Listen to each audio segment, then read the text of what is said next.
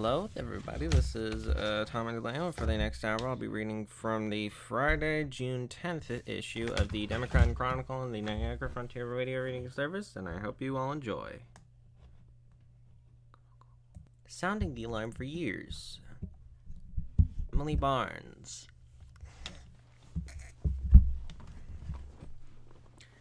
A deep dive into several Department of Corrections and Community Supervision facilities across New York have reviewed oversight, discipline, and accountability issues within the state's prisons. Everything calls for an overhaul of the system. Following the death of Robert Brooks at Marcy Correctional Facility in December 2024, and through the death of Messiah Nantwi, I think, at Mid-State Correctional Facility in March of 2025, DOCCS hired a law firm to conduct a review of its operations to identify any potential systemic issues. The probe revealed striking problems of New York prisons, ranging from a misuse of force and insufficient training to a lack of discipline and mental health support. Wilmer Hale interviewed several currently and formerly incarcerated individuals, current and former DCCOS staff, and faculty leadership and executive leadership, surveyed hundreds of incarcerated individuals and staff at Marcy, Mid-State, Sing Sing, and Gouverneur correctional facilities, and made multiple visits to Marcy and Mid-State throughout the review process. It is important to recognize that the meaningful change will require sustained leadership, additional financial, technological, and staff resources, and an executive and legislative commitment to achieving long-term safety, dignity, and accountability for both incarcerated individuals and staff, the report states. The task ahead is substantial, the report continued, but it is also an opportunity to build a correctional system defined not by its past failures, but by its commitment to safety, transparency, and human dignity. Here is what to know. How the two deaths inside New York correctional facilities point to deeper issues. Since Wilmer Hale was brought in due to the killings of Brooks and Nantwi, more than 200-page 70-page report focused mainly on their deaths, which were said to have demonstrated systemic shortcomings in oversight, accountability, and culture within DOCCS facilities.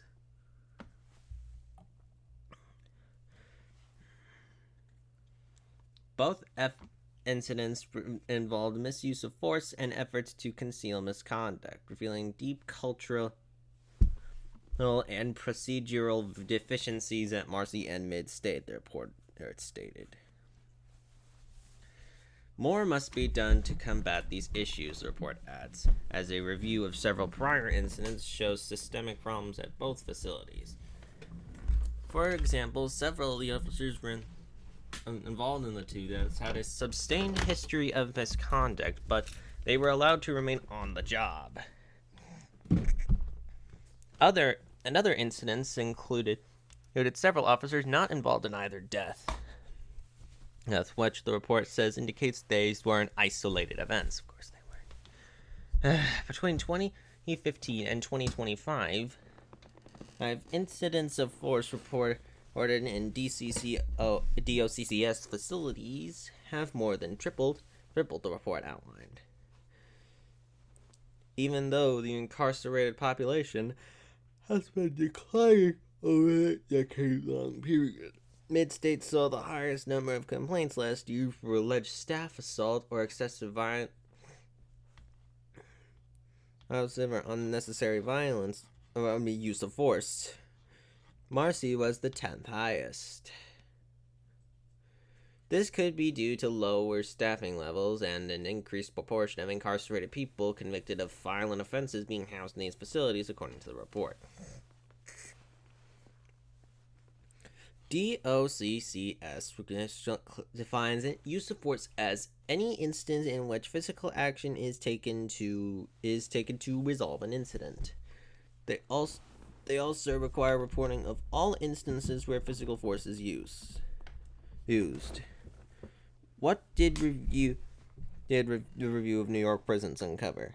Both the majority of incarcerated people and staff in these facilities said that respondents to the firm's survey said that they don't feel safe from violence by the opposing party. And the vast majority of the incarcerated individuals believe force used against them was unjustified. Additionally, the report found only a small number of reported uses of force that referred to the state official of special investigations for probes into excessive force, and even less are substantiated. These issues don't come as a surprise to members of this state's correctional officers and police benevolent association. Our members have been sounding the alarm for years, and NYSCEOPBA President Chris Summers said. Instead of listening to the correction officers who work inside these facilities every day, DOCCS and New York State policymakers dismissed their concerns. New Yorkers deserve accountability, transparency, and leaders who are willing to acknowledge the mistakes that were made, accept responsibility for policies that contributed to this crisis, and take meaningful action to restore safety inside of our correctional facilities, Summers continued. Families of Brooks and Nantwiggs responded to the report's findings. Brooks died after being beaten by correction officers at Marcy Correctional Facility in 2024. His death was ruled as homicide 2 months later, and 8 to 10 officers charged with the incident have received sentences in connection with his death. Brooks' son, Robert Brooks Jr., echoed NYSCOPBEA's thoughts in a statement released with the USA Today network after the report was released. We question why the state hired an expensive law firm to write a report that says what everyone already knows. New York prisons are dangerously unsafe and the system is broken, Brooks Jr. said. It does not take a $9.3 million report to see that. Advocacy organizations, journalists, and incarcerated people have been telling DOCCS about these problems and proposing reforms for years. The need for change was obvious before my father was killed. During correction officers' illegal strike that took place at several facilities across the state in March 2025, Nantwi was beaten to death by correction emergency response team at Midstate. This time, 14 officers have received sentences in connection with his death. The report lays bare the horrific violence my son endured and the efforts to cover up what happened to him, Nantwi's father, Patterson Nantwi, said in a statement. Messiah was only 22 years old, and he deserved to be treated with dignity and respect, but beaten to death by the very people responsible for his safety and care. Nothing can bring my son back, but I will continue fighting to make sure everyone responsible for his death is held accountable and that no other family has to suffer the pain our family lives through every day.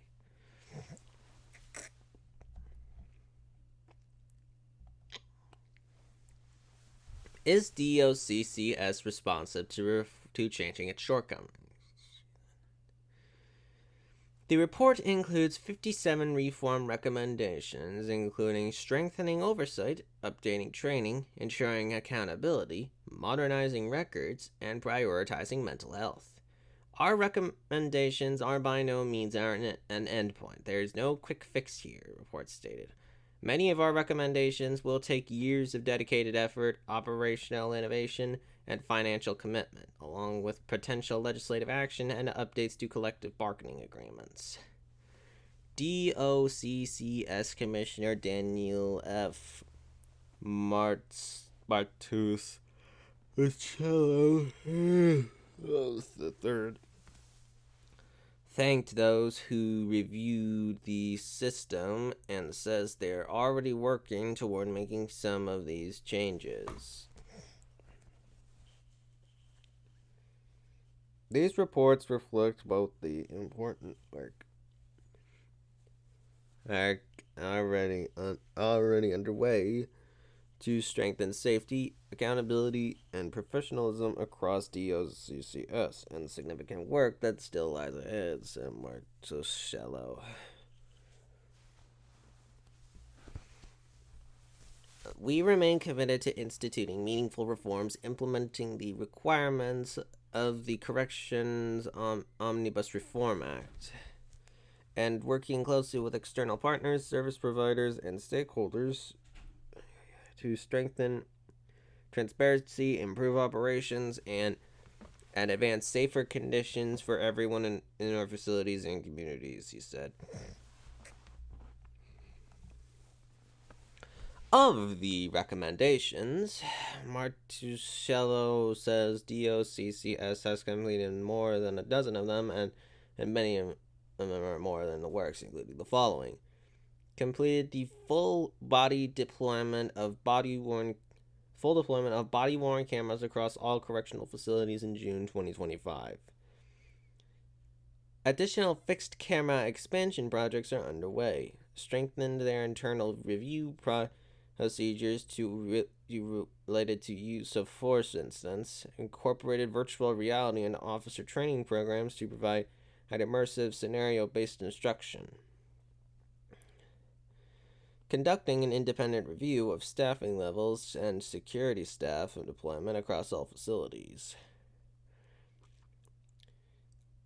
Launched a correctional wellness app for DOCCS staff and families, and established a dedicated staff of wellness division.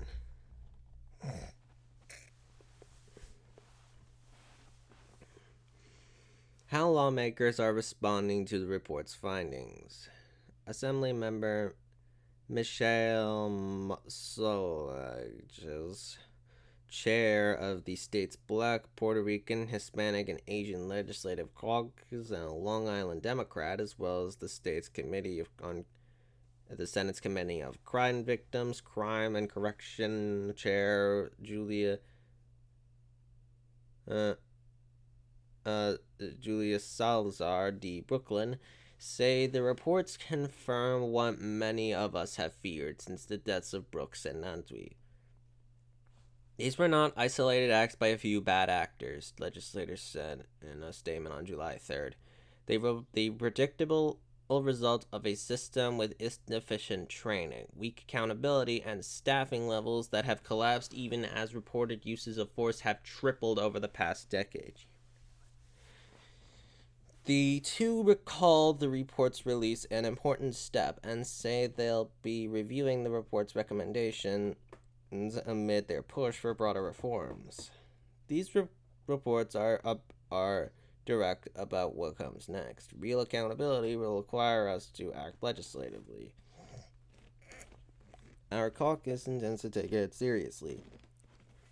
And Senator Joseph Griffo, a Republican who represents the district both facilities are located in, says he's also reviewing the report. The recommendations outlined in the report are worthy of consideration, and I am encouraged that DOCCS has taken steps and is considering additional actions to improve conditions at the state's correctional facilities, Griffo said.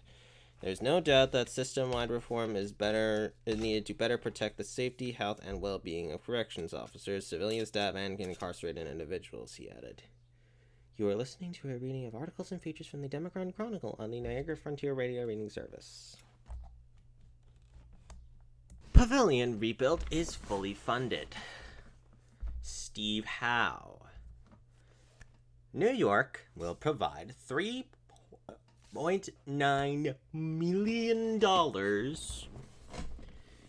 to close the remaining funding gap for reconstruction of the new action of the historic Highland Park Children's Pavilion. Governor Kathy Hochul and Monroe County Executive of Adam Bello announced on July 7th. The new 6,000 square foot pavilion will cost approximately $7.73 million to construct and will retain the 3-story design of the original structure, designed by Frederick Law Olmsted of Central Park fame.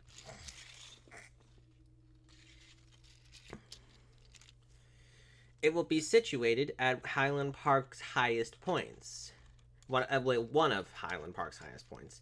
It will feature accessibility elements like an elevator to give all visitors access from the views to the views from the top.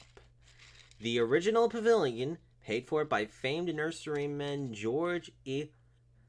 Ellwanger and Patrick Barry, cost $7,000. Restoration of the pavilion, torn down in 1963, has been in the mind of Rochesterians for decades. The city was said in the structure, built in 1890, was in a state of excessive deterioration when it was raised. Use of the pavilion was banned 2 years prior, and the first floor was fenced before it was torn down. In April 17th, 1963 Democrat Chronicle article on its raising said, "In a few years, here's a new pavilion may be constructed there," a park spokesman predicted. 6 decades later, the landmark will be restored, with construction expected to start in 2027 with an anticipated opening in early 2028. The project that will be funded through various sources of public and private funding, including $1.03 million from Monroe County. That $1.003 million raised by the Highland Park Conservancy, $500,000 from the State Parks Environmental Protection Fund, $500,000 from Empire State Development's Country Infrastructure Grant Program, $500,000 from the state legislature, and $3.9 million administered by the Dormitory of Authority of the State of New York since 1963. Talk of a new pavilion has popped up several times since 1963.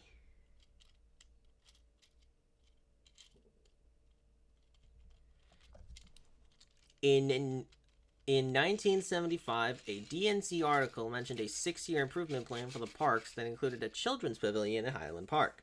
The Highland Park Conservancy collected materials on the pavilion for an educational program to see if there was enough community support to reconstruct it.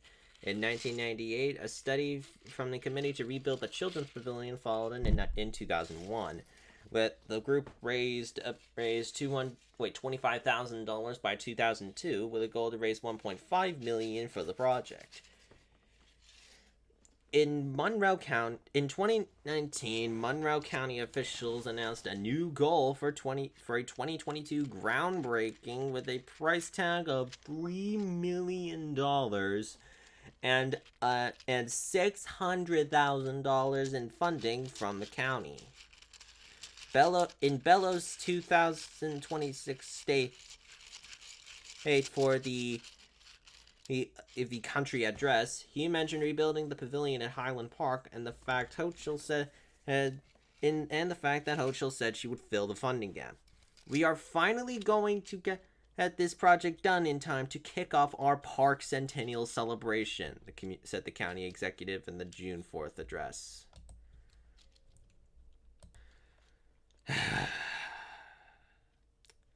Iran says it struck U.S. military targets. Aaron Mansfield and Michael Loria, USA Today.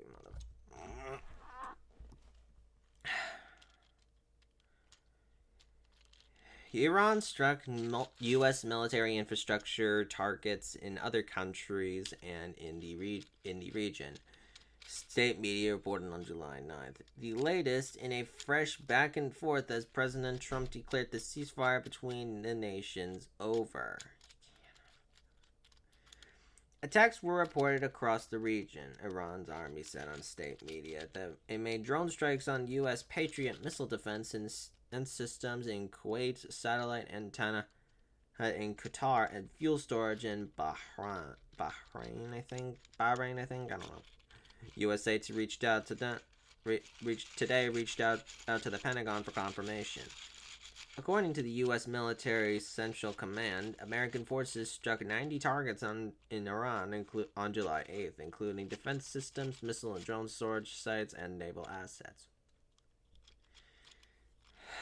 Trump said July 8th that the U.S. strikes were retribution for yesterday's bombing of ships by Iran and warned if it happens again, it will get much worse. Iran had attacked commercial vessels in the Strait of Hormuz as a critical shipping lane where both sides are vying to control. Before the war, the strait carried about 1/5 of the world's oil. If they try to close it down, there's going to be a response from the American military, said Vice President J.D. Vance said of the strait on July 8th during an event in Wisconsin.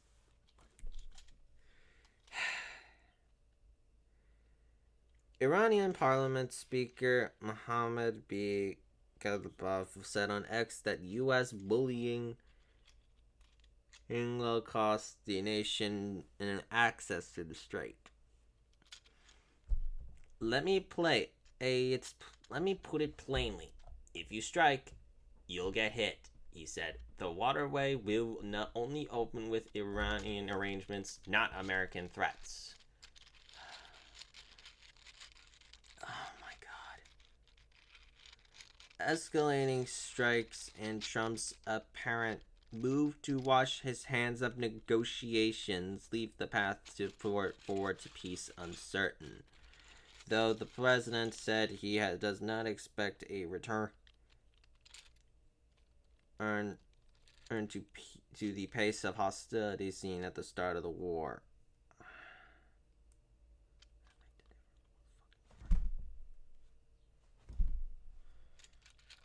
Iran's Ministry of Foreign Affairs stepped up its rhetoric on July 9th and accused the United States of creating a baseless pretext to attack Iran's integrity and target a railroad route that leads to a historic shrine.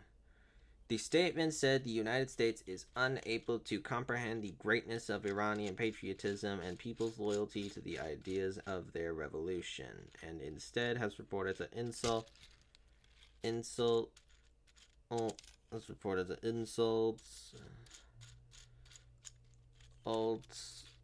disinformation, and military aggression. Iran has been holding public mourning ceremonies for the late leader Ali Khamenei. Oh my God in heaven.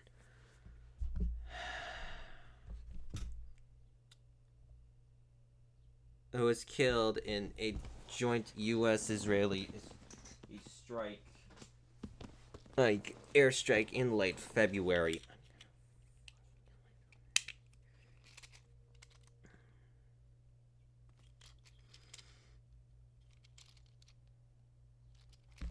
As the morning of July 9th, only 2 tankers had made it through. according to Reuters. On July 8th, at least 4 oil and gas tankers turned around instead of risking being attacked.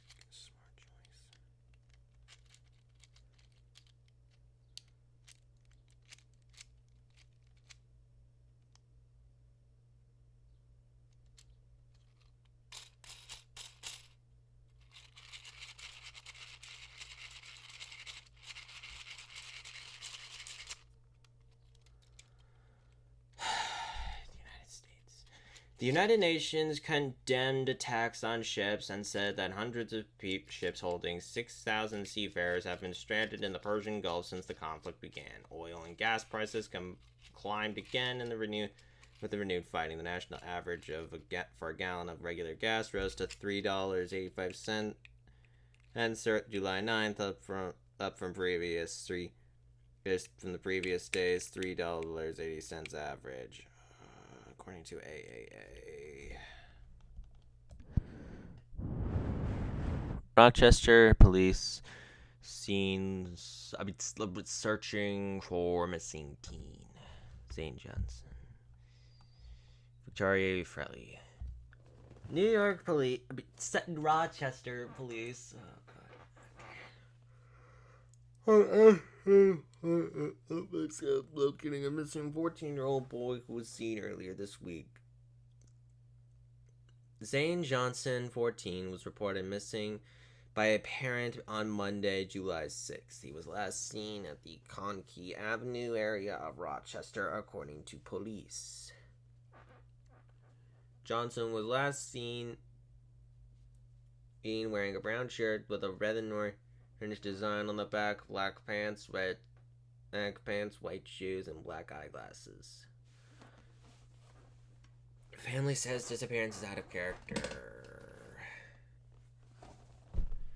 Johnson's mother, Cassidy Johnson, sent a live video posted to social media on Wednesday, said that her son left the family's Conkey Avenue home late Monday night following a disagreement. After reviewing the surveillance footage, she said he appeared to head toward the El Camino Trail shortly after 11 p.m. on Monday. Johnson said she spoke with her son by phone after he left. He told her he was heading home and expected to arrive within 20 minutes. But he never returned. She said Ed calls to his cell phone now go straight to voicemail. She described her son as sweet, kind, and very soft-spoken. He's a big boy, but he is a gentle giant, Johnson said. This is not like Zane. This is out of the ordinary. This is not normal. Anyone with information about Johnson's whereabouts is asked to call 911. You are listening to a reading of articles and features from the Democrat Chronicle on the Niagara Frontier Radio Reading Service. See the sites on Ontario County Historical Society Garden Tour.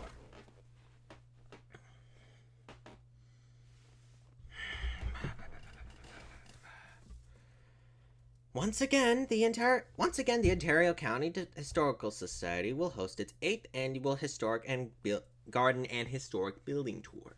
This self-guided tour will be from 10:30 a.m. to 2 p.m. on July 11th and will feature 8 sites in the city of Canandaigua, giving visitors an opportunity to walk through 6 private gardens and experience 2 of the community's historic sites. Now, what will participants actually see on the Garden and Historic Building Tour? Good question. Visitors will enjoy a variety of gardens that reflect the vision of their owners and include gardens with a more formal English style, gardens with streams, ponds, fountains, and gardens that support community outreach efforts according to tour organizers. All location addresses will be provided in a full-color booklet that serves as the visitor's ticket to each site. This year, Wood Library joins the tour to celebrate the 1-year anniversary of its reading garden. The Finger Lakes Flower Farm and Canandaigua Lake Watershed Association will be at the library selling bouquets and sharing information about the work of Watershed Association. What does the Garden and Historic Building Tour benefit? Proceeds from the tour supports the Ontario County Historical Society, a nonprofit organization that operates a museum and research center. The current exhibits at the Free Admission Museum are America 250 Changemakers of Ontario County and Door to Western New York, a general history of Ontario County. For ticket information, visit their website. The cost is $30 per person. Online ticket sales will run through July 10th. And tickets purchased the day of the event will need to be purchased at the museum pending availability. Ticket purchasers may pick up their booklets at Ontario County Historical Society, 55 N Main Street, Canandaigua. If you go, tickets can be purchased online at their website for $30 per person. Okay, nighttime road work planned on I-390. The New York State Department of Transportation has announced overnight late reductions on Interstate 390 in Brighton, Gates, Chile, and Rochester. To accommodate paving repair work, portions of I-390 South will be reduced to one lane at night as follows. Between exit 16, State Route 15A, East Henrietta Road, and State Road 15, West Henrietta Road, and 16A, and exit 16A, East River Road, near exit 19, State Route 33A, Chile Avenue. Reductions will take place daily from 6 p.m. to 7 p.m. The project is expected to be complete by July 21st. Drivers should anticipate travel delays during this time and are advised to follow posted detours and flangers near work zones or seek alternate routes if necessary. Construction activities are weather dependent and subject to change based on conditions. Cornhill Arts Festival to host over 300 artists. The 2026 Cornhill Art Festival is coming up on Saturday, July 7th and Sunday, July 12th.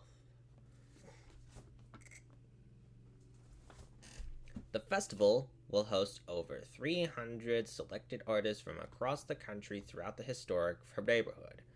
The 58th year of the Cornhill Arts Festival will showcase from a variety of media as well as feature entertainment and family-friendly activities.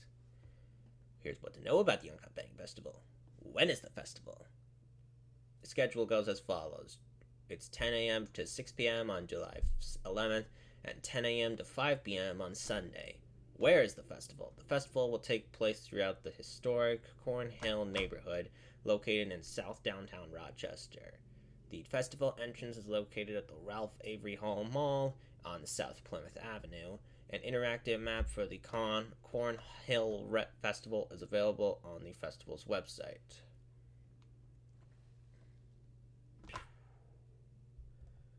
What events will be at the festival? Over 300 artists will attend the festival's showcase of their work from jewelry to woodworking. Full list of this year's artists is available online. What events will be at the festival? Over 300 artists will attend the festival to showcase their work from jewelry to woodworking. The full list of this year's artists is available online. This year's festival will feature the Emerging Artist Expo. Artists 15 and up will present their work and have the opportunity to connect with community members. Festival goers can see handmade houses in the Fairy House Showcase. Inside the Adams Street Recreation Center, the Lego creations by ROCLUG will The exhibit will feature a variety of LEGO displays, including an interactive mural at ESL Ballpark. On Sunday morning, festival goers can participate in the Cornhill 5K presented by Fleet Feet. The race, which is open to all levels of runners, it will be along the Genesee Riverway. Registration for the race is online. The festival will have several family-friendly adventures, including bounce houses and a chalk artist. Festival goers will have the chance to meet Roscoe the Clown, who will be making free balloon animals. Who is performing? Right. The festival will have over 20 live performances across 4 stages throughout the weekend. The festival headlines are Curly Taylor and Zendeco Trouble, Maddie Walsh and the Blind Spots, Jamal Youngblood and the Soul of the City, Miller and the Other Sinners Trio.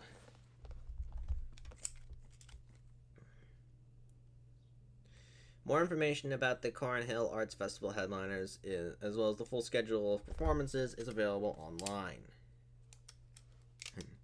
The Cornhill Arts Festival will have over 30 different vendors and food trucks. The Tin Cup Social will be serving beer, wine, and canned cocktails throughout the festival grounds at the Wright Beverage Beer and Wine Garden Station. Where is festival parking? Public parking can be found at Washington Square Park Parking Garage, South Avenue Garage, Civic Center Garage, Sister Cities Garage, Court Street Garage, Midtown Parking Garage. And free shuttle buses will take visitors to and from the festival entrance. The bus stops will be South Clinton Avenue across the Washington Square Park Garage, stop 2 Broad Street from the South Parking Garage, Broad Street across the Civic Center Garage, stop 4 Church Street across from the Sister Cities Garage, and Plymouth and South Plymouth Avenue, the festival entrance. The first shuttle leaves from South Clinton Avenue at 9:30 a.m. both Saturday and Sunday. Shuttles are air conditioned and ADA compliant. More information about the festival parking and shuttles and festival in general is on their website. RGH lockdown lifted after concerns of threat. Rochester General Hospital was placed on lockdown early Thursday after police received a report that an armed woman outside the hospital was threatening to harm herself.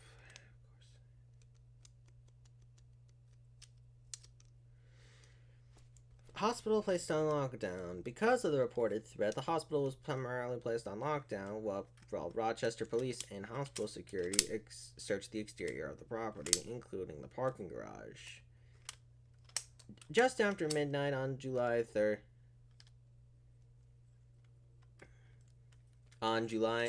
after midnight Thursday, July 9th, Rochester police responded to Rochester General Hospital, 1425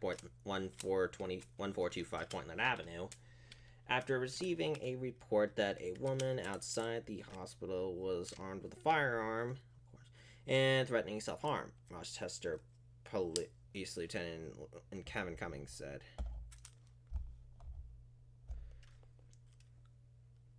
What has anyone found? No, officers did not locate anyone matching the reported description or anyone armed with a firearm on hospital campus, Cummings said. Based on the investigation, it appears the report was a prank call, Cummings said. At this time, there is no reason to believe that there's any threat to the hospital. Well, what was the patient care affected? No, patient care was not affected.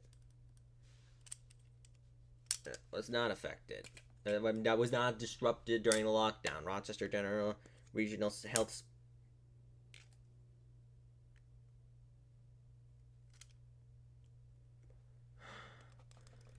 Health spokesperson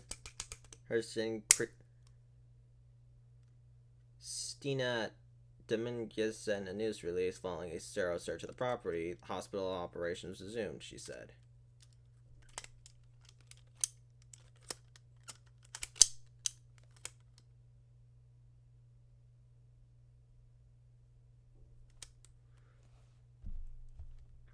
Climate change fingerprints seen in the heat.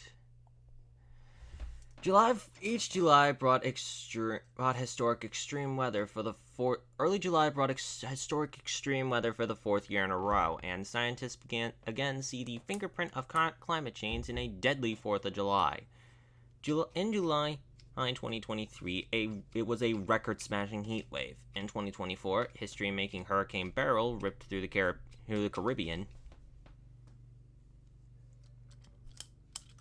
And in 2025, a shockingly deadly flood. And in 2026, another deadly heat wave. Days later, the heat warnings finally faded for much of the eastern United States, but the grim number of heat-related deaths continue to rise. At least 44 deaths have been reported as a result of the July 1st to July 4th heat wave, but it will be weeks or months before researchers finalize an estimate of the number of people who have died or suffered injuries as a result of the extreme heat. More than 1,300 heat records were matched or broken for maximum high temperatures and warm overnight lows across 40 states and territories over the 4 days.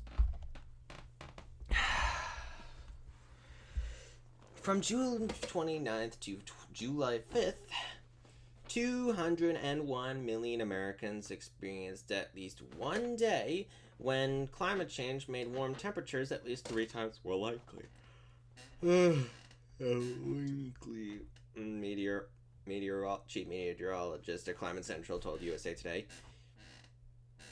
Temperatures on July 3rd had a very strong fingerprint of climate change, it said, affecting 136 million Americans.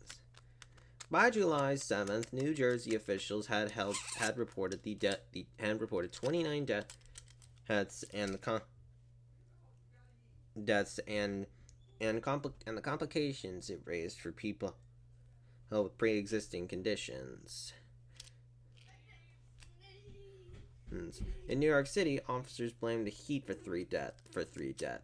Officials blamed the heat for 3 deaths. And in Philadelphia, the city reported 7 heat-related deaths since July 1st, according to NBC 10 Philadelphia. A heat-related death was reported on July 2nd in Jackson, Mississippi, and multiple media outlets reported the medical examiner's office in Cook County, Illinois, attributed heat as a contributing factor to 4 deaths. It's not new or novel that summer is hot, that temperatures reach triple digits, or that there are heat waves, Winkley said. Climate change, Winkley said, these heat waves are not only getting more intense, we're seeing higher temperatures because of them.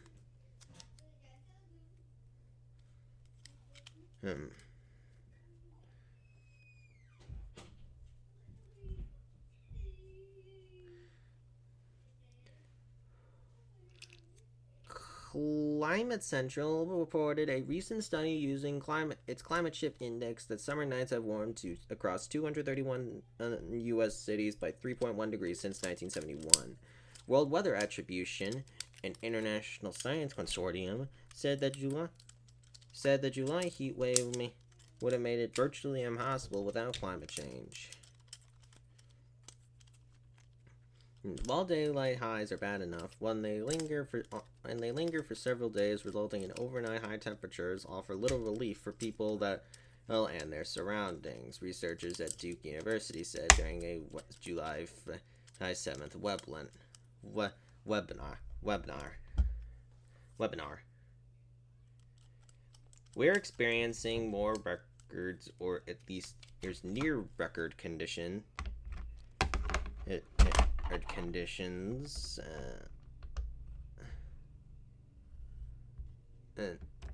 than what we would have expected in heat waves just a couple decades ago.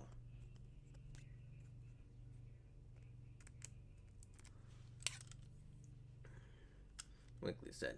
We expect these heat waves to become more frequent, even though we've broken this heat wave, we're likely going to see another one set up pretty quickly. I hope not. In Philadelphia, the city set a new record on July 4th. It was the first time in the city's history that 3 consecutive days dropped top temperatures of 101 degrees or more, the National Weather Service said. That doesn't mean it's going to happen every day. July 3rd, July 4th, and July 5th this exact way. Hey, but we do know that these types of Independence Day weekends are more likely now because of climate change, Winkley said. Many, but not all, of the heat records set in early July were given by a high-pressure system that settled over the country. Bringing in heat and moisture from the Gulf of Mexico, and the U.S. government is the Gulf of America. City surface temperatures in the Gulf have climbed steadily since late June and are just below records set during the summers of 2023 to 2025, according to climate reanalyzer by the Climate Change Institute at the University of Maine. Many records broken across the U.S. Among the preliminary observations from the National Weather Service are the following. 150 records matched or broken in Virginia, the state where the most records were set, including 6 all-time records, 60 monthly, and 128 daily.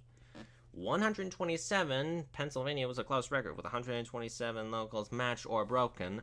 New York was 102, North Carolina 101. Each saw more than 100 daily records broken or reached.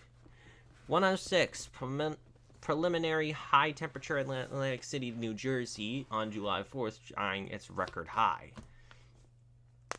92 locations in 22 states across the United States where a monthly warm record was set or broken.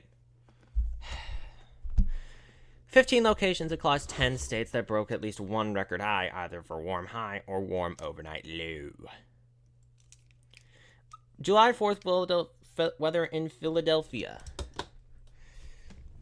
On the day the Declaration of Independence was approved by the Continental Congress, Jefferson wrote in a notebook that the high temperature at 1 p.m. was 76 degrees. In 1976, 200 years later, the temperature was 81 degrees. The daily average was 17.5.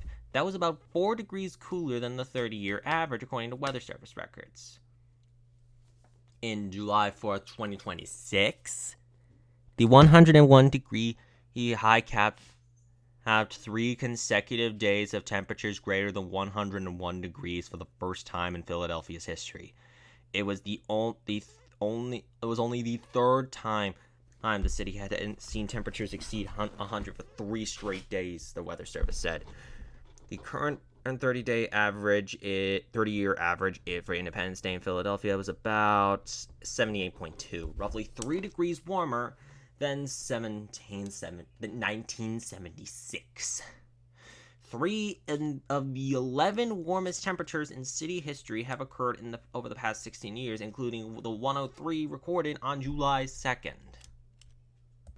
Victor Farming Food Cupboard Plans Donation Drive. A donation can make a meaningful difference for local families facing food insecurity, and the Victor Farmington Food Cupboard is here to help. A community food collection is planned from 9 to 11 a.m. July 11th at the Food Cupboard, 65488 Anthony Drive, Victor. Volunteers will be on hand to receive donations and help unload items. Donations may be placed in the drop box on the south side of the building for those unable to attend. Online donations are accepted and needed items can be purchased from the Food Cupboard's Amazon wish list. Passenger seriously injured after being thrown from a pickup truck. Victoria Frelly. A passenger was seriously injured after being thrown from the bed of a pickup truck in Lakeshore Drive in Canandaigua over the Independence Day weekend, according to the police. The incident happened around 12:30 a.m. Sunday, July 5th, on Lakeshore Drive in Canandaigua, according to the Canandaigua Police Department. Police said the driver of a pickup truck made a made a K-turn on Lakeshore Drive and then accelerated at a high rate of speed, causing a 25-year-old passenger riding in the truck bed to be thrown from the vehicle, Canandaigua Police Matthew Nielsen said. The passenger, whose name was not released, suffered life-threatening injuries. He was taken to Strong Memorial Hospital, where police said Wednesday that he remained in guarded condition. The pickup truck involved in the incident fled at the scene after the crash, but was later identified by the police, and authorities have not announced any charges relating to the incident. Detectives will continue to investigate the circumstances surrounding the crash. Anyone who witnessed the incident has additional information is seek to contact Canandaigua Police at 585-337-2183 or email direct to the Canandaigua. Okay, you have been listening to a reading of articles and features from the Friday, July 10th issue of the Democrat Chronicle of the Niagara Frontier Reading Service. Your reader has been Tommy DeLeo, and thank you all for listening.